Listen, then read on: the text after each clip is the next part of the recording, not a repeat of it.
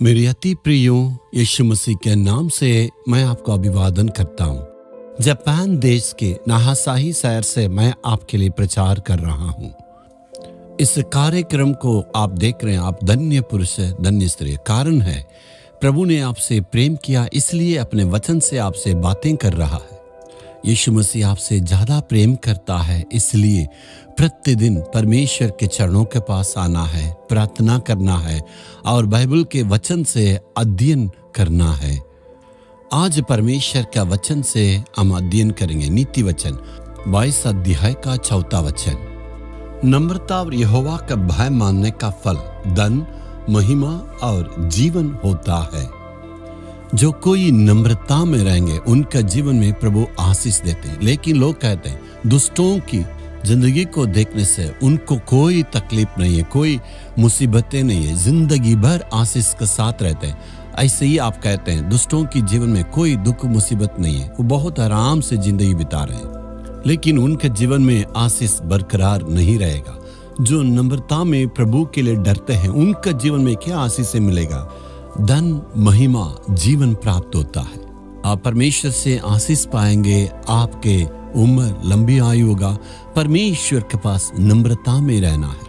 हिंदुस्तान में सेवा करने के लिए इंग्लैंड देश से विलियम कैरी एक मिशनरी आए थे। वो पश्चिम बंगाल के कलकत्ता में आके परमेश्वर के लिए उन्होंने सेवा किया था।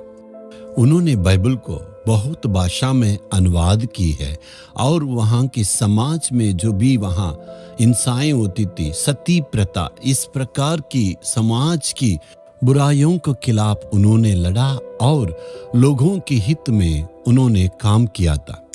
सरकार ने उनका काम को तारीफ करते हुए उनको पुरस्कार देना चाहते थे। बहुत बड़ा सभा आयोजन किए, उनको भी बुलाए थे, क्योंकि कहीं इंग्लैंड देश से आके हिंदुस्तान के लिए उन्होंने काम किया, उनको तारीफ करना। लेकिन उनसे जलने वाला एक व्यक्ति था, उनको भी निमंत्रण किया गया, उनको भी भाषण देना था।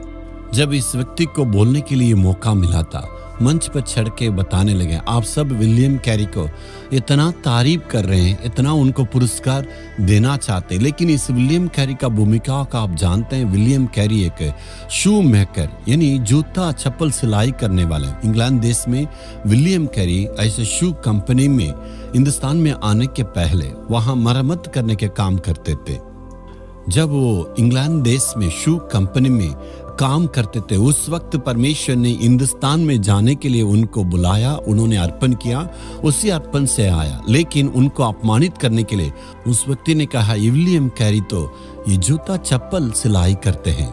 जब वक्त आया विलियम कैरी भाषण देने के लिए, उन्होंने कहा मेरे दोस्तों ने कहा मैं जूता बनाने वाला हूँ, मैं जूता बनाता नहीं, मैं एक मोची हूँ, मैं जूता को चप्पल को मरम्मत करने वाला हूं। ऐसे कह के अपने आप को और उन्होंने नम्र किया था। उस व्यक्ति ने विलियम को अपमानित करना चाहते थे, लेकिन विलियम कैरी ने अपने आप को और नम्र से कहा था मैं जूता या चप्पल बनाने वाला नहीं हूं, मैं उसको फटे हुए जूते को मरम्मत करता हूं, सिलाई करता हूं।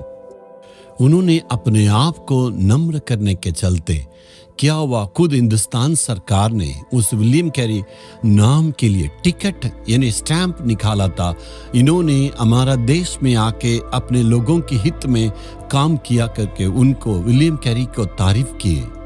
हमें अपमानित करने के लिए जरूर हमारे घर में ही, हमारे समाज में जहां आप काम करते हैं, इस व्यक्ति को किसी न किसी ढंग से अपमानित करना है, दूसरों की नजर में इनको गिराना, ऐसे कहने के लिए बहुत लोग हमारे चारों तरफ जरूर होंगे। आप निराश नहीं होना। जो लोग आपको अपमानित करते हैं उनके सामने और दीन नम्र बनने से परमेश्वर का वचन कहता है परमेश्वर उनको महिमा और धन आशीष को जरूर देंगे। अपने आप को नम्रता में आने के लिए प्रभु के पास अर्पण करेंगे। हे प्रभु, तेरे समान मैं नम्र बनना है। अगर कोई मुझे अपमानित करते हैं प्रभु, मैं उनसे नफरत नहीं करना, उनसे लड़ना नहीं है, और मैं अपने आप को नम्र बनने के लिए अर्पण करता हूँ। यीशु के नाम में आमीन आमीन।